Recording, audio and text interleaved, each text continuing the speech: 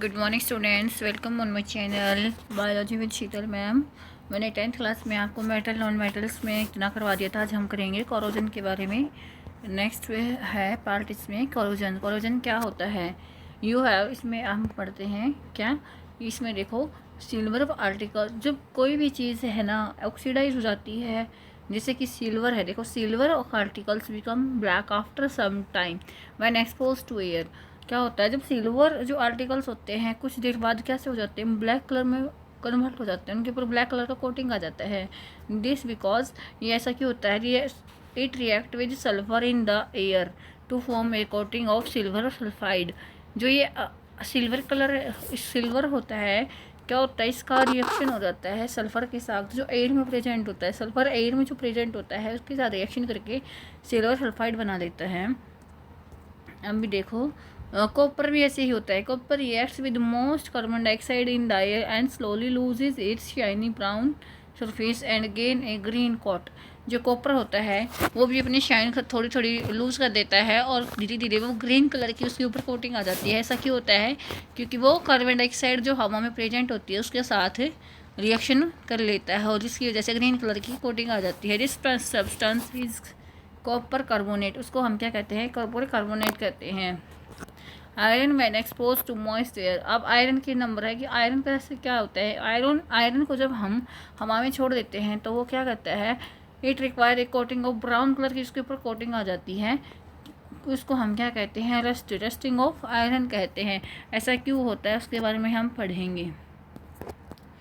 क्योंकि जो आयरन होता है उसके ऊपर वो ऑक्सीजन के साथ रिएक्शन कर लेता है। ऑक्सीजन प्रेजेंट होती है एयर में और वो क्या करता है? आयरन ऑक्साइड में कन्वर्ट होकर ब्राउन कलर की कोटिंग आ जाती है आयरन के ऊपर। उसको हम कोरोजन कहते हैं। कोरोजन को प्रिवेंशन, कोरोजन को कैसे रोका जा सकता है? The rusting of iron can be prevented by, जो रस्टिंग ऑफ आयरन हो रहा है, आयरन के ऊपर ब्राउन कलर की जो कोटिंग आ रही है उसको हम कैसे रोक सकते हैं?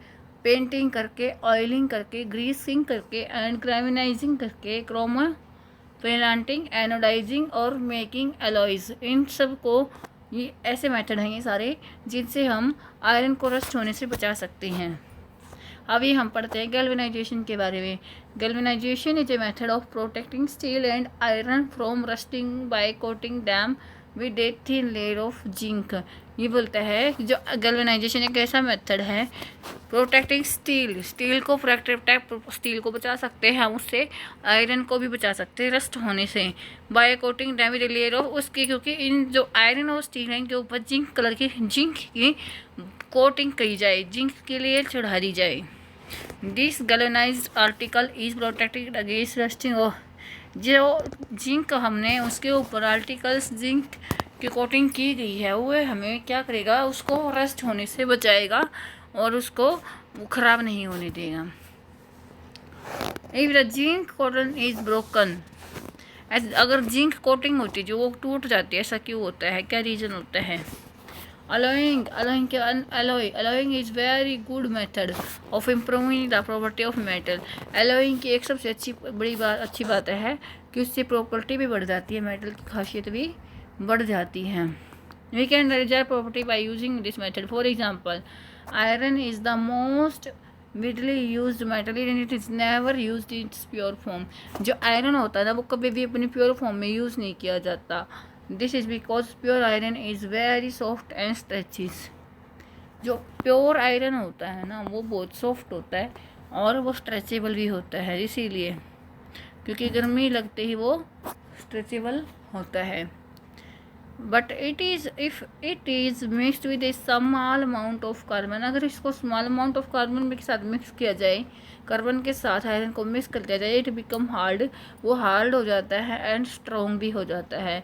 When iron is mixed with निकल एंड क्रोमियम, अगर हम आयरन को निकल और क्रोमियम के साथ मिक्स करते हैं, वी गेट स्टेनलेस स्टील। अगर हम आयरन को निकल के साथ और क्रोमियम के साथ मिक्स करते हैं तो स्टेनलेस स्टील हमें मिलता है। स्टेनलेस स्टील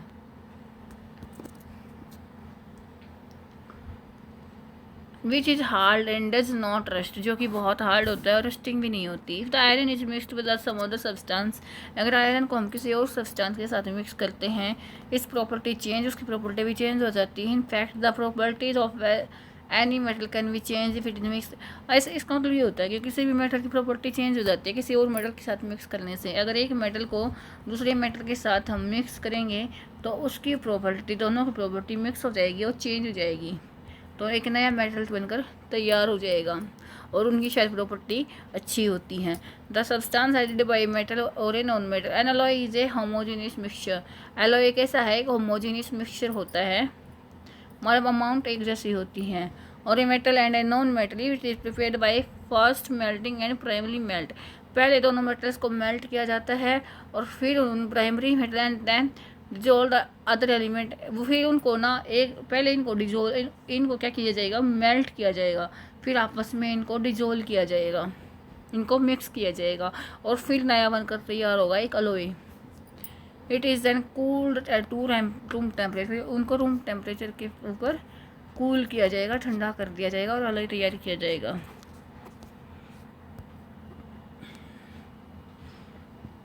प्योर गोल्ड कैसा होता है, 24 गोल्ड का कैरेट का गोल्ड होता है जो कि बहुत सॉफ्ट होता है and not suitable for jewellery making में भी सॉफ्ट, मतलब ये इतना कामयाब नहीं होता है 24 कैरेट का, इसीलिए उसको भी हम अलॉय बनाकर तैयार करते हैं। 22 कैरेट का गोल्ड हम यूज़ करते हैं and it means 22 parts of gold is mixed with 2 part of other copper और सिल्वर, मतलब 22 पार्ट्स तो गोल्ड का होगा और 2 पार्ट्स किसी होगी, कॉपर का या सिल्वर का होगा, उसको हम ज्वेलरी वगैरह के लिए यूज़ किया जाता है उसको।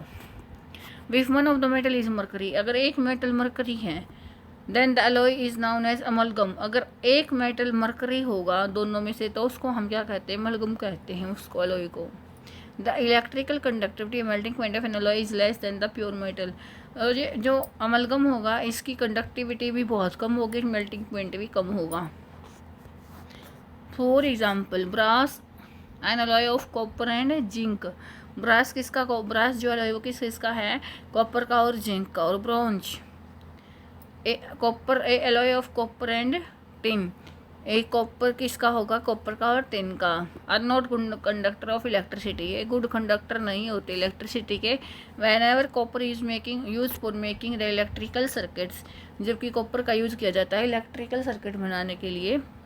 सोल्डर एंड अलॉय, सोल्डर भी एक अलग से अलॉय है जो कि लेड और टिन से मिलकर बना है, लेड और टिन से सोल्डर। देखो यहाँ पे सोल्डर, ब्रॉन्ज एंड ब्रास, ये 10 आपके अलॉय आपने पढ़े हैं अभी।